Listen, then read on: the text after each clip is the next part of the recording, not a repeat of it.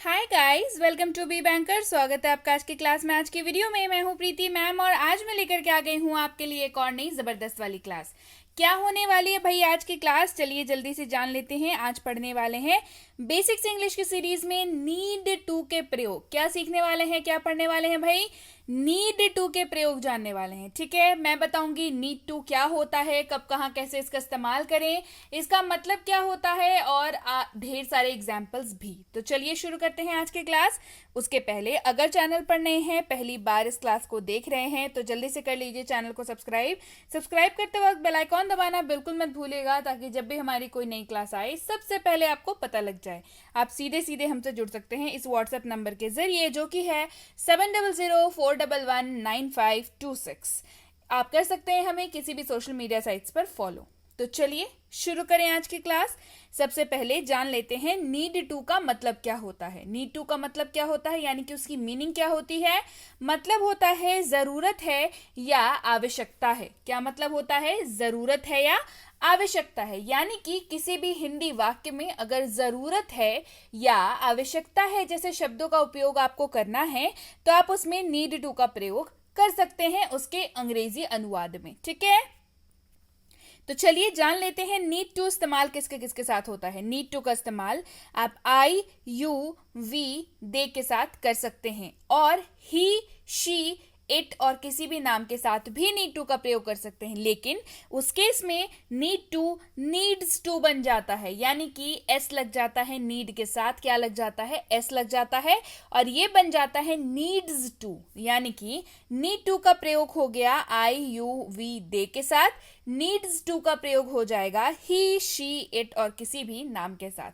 Clear? इसके साथ ही जान लेते हैं इसका स्ट्रक्चर होता है सब्जेक्ट प्लस नीड टू पढ़ रहे हैं तो नीड टू रहेगा, साथ रहेगा V1 यानी कि वर्ब का पहला फॉर्म, और अदर वर्ड्स तो रहना ही है ना। अगर वाक्य में रहे तो लिखेंगे, नहीं रहे तो नहीं लिखेंगे। सिंपल सी बात है। Subject plus need two plus V1 यानी कि वर्ब का पहला फॉर्म। क्लियर यहां तक? तो चलिए शुरू करते हैं और जान लेते हैं ढेर सारे एग्जाम्पल्स के साथ इसके सारे के सारे जितने भी प्रॉब्लम्स आते हैं, जो भी कॉन्सेप्ट्स हैं वो सारे। आई नीड टू स्टडी, मुझे पढ़ाई करने की आवश्यकता है। आई नीड टू स्टडी, मुझे पढ़ाई करने की आवश्यकता है। I need to study. She needs to cook dinner, उसे रात का खाना पकाने की जरूरत है। She needs to cook dinner, उसे रात का खाना पकाने की जरूरत है। She needs to cook dinner. बढ़ते हैं आगे। He needs to go to the office, उसे दफ्तर जाने की जरूरत है। He needs to go to the office, उसे दफ्तर जाने की जरूरत है। He needs to go to the office. बढ़ते हैं आगे। You need to do this, आपको यह करने की आवश्यकता है। You need to do this, आपको यह करने की आवश्यकता है या आपको यह करने की जरूरत है। You need to do this. I need to see you, मुझे तुम्हें देखने की जरूरत है या मैं तुम्हें देखना चाहता हूं। आशय जो है सेम लिखता है, सेम निकल के आता है। I need to see you यानी कि मुझे तुमसे मिलने की जरूरत है, मुझे तुम्हें देखने की जरूरत है, मुझे तुमसे मिलने की जरूरत है, मुझे तुमसे मिलने की आवश्यकता है। जब आप किसी से मिलना चाह रहे हैं तब आप बोलते हैं I need to see you. Clear? चलिए बढ़ते हैं आगे।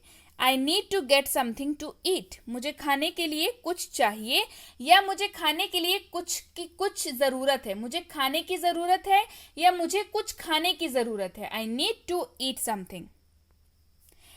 I need to know by tomorrow, मुझे कल तक जानने की जरूरत है। I need to know by tomorrow, मुझे कल तक जानने की जरूरत है या मुझे कल तक जानने की आवश्यकता है। I need to know by tomorrow. I need to know your answer, मुझे आपका जवाब जानने की जरूरत है। I need to know your answer, मुझे आपका जवाब जानने की जरूरत है या मुझे आपका जवाब जानने की आवश्यकता है। I need to know your answer. Clear है?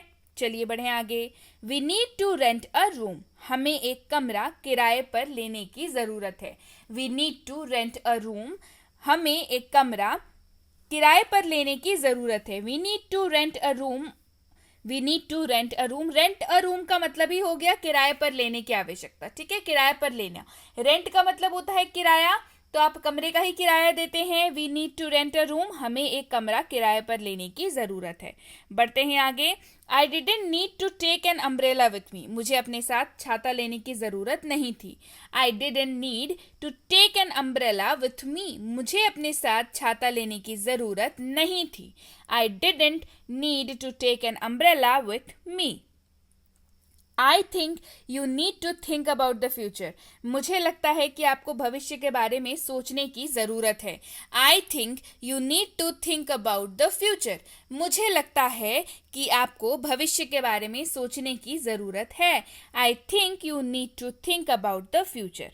बढ़ते हैं आगे। We need to invest for the future, हमें भविष्य के लिए निवेश करने की ज़रूरत है।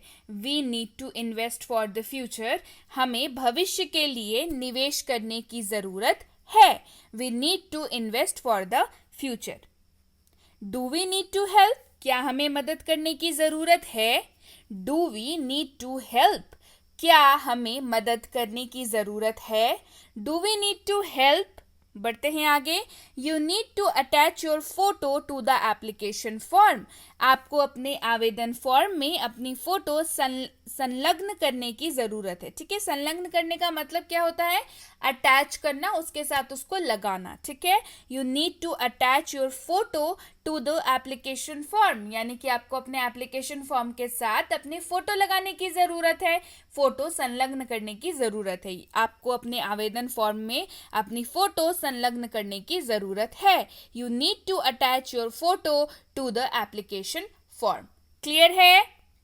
सो यस गाइज, ये थी आज की क्लास कैसी लगी कमेंट करके ज़रूर बताइए। क्लास पसंद आई है ना? नीड टू के सारे प्रयोग आज जान लिए, कब कहाँ कैसे इस्तेमाल करें, वाक्य का स्ट्रक्चर क्या होता है, नीड टू का मतलब क्या होता है, किस किस सिचुएशंस में कहाँ कहाँ आप इसको इस्तेमाल कर सकते हैं, ये सब कुछ हमने जान लिया। इसके साथ ही आपके तो क्लास पसंद आ गई ना, तो लाइक कर दीजिए, शेयर कर दीजिए, और नहीं किया है चैनल को अभी तक सब्सक्राइब तो जल्दी से कर लीजिए।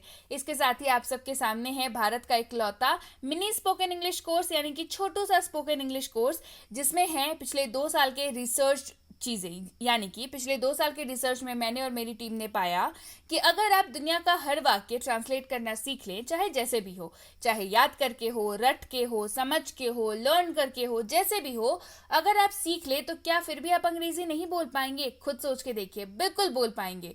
तो अगर आप दुनिया का हर वाक्य अनुवाद करना सीख ही लेंगे, फिर ज़रूरत किस चीज़ की पड़ेगी? थोड़े बहुत हेल्पिंग वर्ब्स की, थोड़े बहुत शब्दों की, थोड़े बहुत वर्ब्स की। अदरवाइज जो मेन पोर्शन है, यानी कि वाक्यों को अनुवाद करने का जो पैटर्न है, वो तो आपको समझ में आ ही जाएगा। तो ये मिनी स्पोकन इंग्लिश कोर्स आपको उसके लिए तैयार कर देता है। मिनी स्पोकन इंग्लिश कोर्स में दुनिया का हर वो वाक्य है जिसको आप ट्रांसलेट करना चाहते हैं, जिसको आप अनुवाद करना चाहते हैं, बिकॉज उसके बिना तो अंग्रेजी बोल नहीं सकते ना। और साथ ही आ चुकी है इसी के ऊपर बेस्ड ई बुक भी। जी हाँ, इस ई बुक में 160 प्लस पेजेस हैं, जिसमें आपको ना कि सारे वाक्य मिलते हैं, साथ ही मिलते हैं उनको अनुवाद करने के लिए उनका रूल्स, उनके स्ट्रक्चर्स, ये सारी चीज़ें मिल जाती हैं। तो अगर आपको अभी तक ये दोनों चीज़ें नहीं मिली हैं तो आप कर सकते हैं इस नंबर पर व्हाट्सएप, जो कि मैंने बताया, आगे भी बताऊंगी। इस नंबर पर व्हाट्सएप करके आपको क्या लिखना होगा, आपको लिख के भेजना होगा, मुझे मिनी स्पोकन इंग्लिश कोर्स की ई बुक चाहिए और उसका कोर्स भी चाहिए। दोनों आपको लिखना पड़ेगा, ठीक है, क्योंकि दोनों आपको पैरेलली फॉलो करना है। मुझे मिनी स्पोकन इंग्लिश कोर्स और उसकी ई बुक चाहिए, ये चीज़ आपको लिख के भेजनी पड़ेगी, तभी आपको हमारे प्रतिनिधि द्वारा ये दोनों चीज़ें भेज दी जाएंगी। क्लियर? इसके साथ ही आपके सामने है गुड न्यूज़, बहुत जल्दी लॉन्च करने जा रही हूँ 3 किताबें बैक टू बैक। एक होने वाली है हेल्पिंग वर्ब्स के ऊपर बेस्ड, एक होने वाली है डेली लाइफ सेंटेंसेस के ऊपर बेस्ड, एक होने वाली है डेली लाइफ वर्ड्स के ऊपर बेस्ड। ये तीनों किताबें जो हैं माइलस्टोन साबित होंगी आपके अंग्रेजी के सफर में। तो बने रहिए, इंतजार करते रहिए, किताबें बहुत जल्द लॉन्च करने जा रही हूँ। इसके साथ ही यह premium WhatsApp spoken English course, जिसकी इंक्वायरी आप इस नंबर पर कर सकते हैं। अब भाई इंक्वायरी किस बात की करनी है? इंक्वायरी इस बात की करनी है कि क्या कोर्स है, कितने दिनों का है। आपको अगर डाउट आएगा तो आप कैसे पूछ सकते हो, और इसकी अगली बैच कब शुरू हो रही है, ये सारी डिटेल्स जो है आपको व्हाट्सएप पर मैसेज लिख के भेजनी है।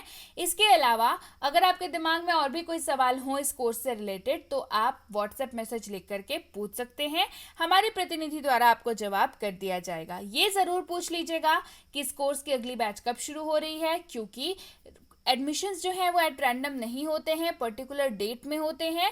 तो डेफिनेटली नियरेस्ट डेट जो है बैच शुरू होने की, उसके बारे में ज़रूर बात कर लीजिएगा। बढ़ते हैं आगे। ये है बेसिक इंग्लिश ग्रामर कोर्स, यानी कि ग्रामर की वही बेसिक वाली कोर्स जिसमें जीरो से ग्रामर सिखाया जाता है। ये वही कोर्स है जिसके बारे में आप सब इंतजार कर रहे थे कि मैम जीरो से सिखाओ, जीरो से सिखाओ। तो लीजिए भाई, ये ग्रामर जो है आपको जीरो से ही सिखाया जाएगा। इसमें ये आपको कर देता है, आपके बेस को बहुत मजबूत कर देता है और आपको कर देता है एडवांस ग्रामर के लिए पूरी तरीके से तैयार। तो इसकी इंक्वायरी भी आप इस नंबर पर कर सकते हैं। ये जरूर पूछ लीजिएगा कि इसकी अगली बैच कब शुरू हो रही है। अब भाई, बच्चों को ग्रामर सिखाना ना बच्चों का खेल नहीं होता, लेकिन अभी आसान है क्योंकि बी बैंकर लेकर के आया है basic English grammar for kids, जो कि छोटे बच्चों के लिए ग्रामर की कोर्स है, जिसमें बच्चों को काफी इंटरैक्टिव कोर्स है। ये बच्चों को खेल खेल में सिखाया जाता है ताकि उन्हें जो है दिक्कत ना हो, उन्हें बोरियत ना हो और उनका मन लगा रहे। जब मन लगा रहेगा तो बड़े अच्छे से पढ़ाई कर पाएंगे। तो बिल्कुल वो पढ़ाई कर पाते हैं और उनके ग्रामर के जो कॉन्सेप्ट्स होते हैं वो क्लियर हो जाते हैं। इसकी इंक्वायरी भी आप इस नंबर पर कर सकते हैं। और अगर आप स्कूल जाने वाले बच्चे हैं या आपके बच्चे स्कूल जाते हों तो ये कोर्स बिल्कुल आपके लिए है। चाहे आपका ग्रामर हो या हो आपका राइटिंग सेक्शन। राइटिंग सेक्शन मतलब ऐसे writing, debate writing, letter writing, notice writing, dialogue making and what not, ये जितनी भी ग्रामर की और राइटिंग की चीजें आती हैं वो सब आपको कराई जाएंगी। आप किसी भी क्लास में पढ़ते हो, आप किसी भी स्कूल में पढ़ते हो, आप किसी भी बोर्ड के स्टूडेंट हो, इंग्लिश के पेपर से सामना तो जरूर होता है। और अगर आपको भी लगता है कि इंग्लिश के पेपर में स्कोर करना बेहद मुश्किल वाला काम है तो बिल्कुल नहीं है, बहुत आसान काम है। इस कोर्स को करके देखिए, फिर देखिए कैसे ग्रामेटिकल सेक्शन में और राइटिंग सेक्शन में आपको भर भर के नंबर आते हैं। ग्रामेटिकल सेक्शंस अच्छे से होने पे आपको लिटरेचर यानी कि आपकी जो टेक्स्ट बुक होती है इंग्लिश की, उसके आंसर्स लिखने में भी बहुत मदद मिलती है। तो ये कोर्स बिल्कुल बिल्कुल आपके लिए है। तो जल्दी से इंक्वायरी कर लीजिएगा इस नंबर पर कि इसकी अगली बैच कब शुरू हो रही है। और अगर आप वाकई एक सीरियस एस्पिरेंट है जो ऐसे किसी भी कॉम्पिटिटिव एग्जाम की तैयारी कर रहे हो जिसमें अंग्रेजी पूछी जाती है, तो भाई ये कोर्स बिल्कुल आपके लिए है। चाहे आपकी आरसी हो यानी कि रीडिंग कॉम्प्रिहेंशन, चाहे आपका ग्रामर हो बेसिक एडवांस दोनों, चाहे आपका वोकैबुलरी हो यानी कि जो शब्द आते हैं एग्जाम में वो, या हो आपके लेटेस्ट पैटर्न पर बेस्ड क्वेश्चंस, ये सारी चीजें इसमें आपको कराई जाती हैं। सो इसकी इंक्वायरी भी आप इस नंबर पर कर सकते हैं। इंक्वायरी करते वक्त ध्यान रखेंगे, कोर्स का नाम लिख करके इंक्वायरी भेजेंगे ताकि हमारे प्रतिनिधि आप तक सही समय पर सही जानकारी पहुंचा पाए। जानकारी मिलने में फिर भी 12 से 48 घंटों का वक्त लग जाता है, तो कृपया प्रतीक्षा करें और अगर मैसेज कर दिया है तो बिल्कुल निश्चिंत हो जाएं, आपको रिप्लाई जरूर मिलेगा। Clear? So yes guys, that's it for today. Thank you so much for watching. Be with Be Banker, empowering lives through knowledge. Thank you so much for watching. Stay tuned to Be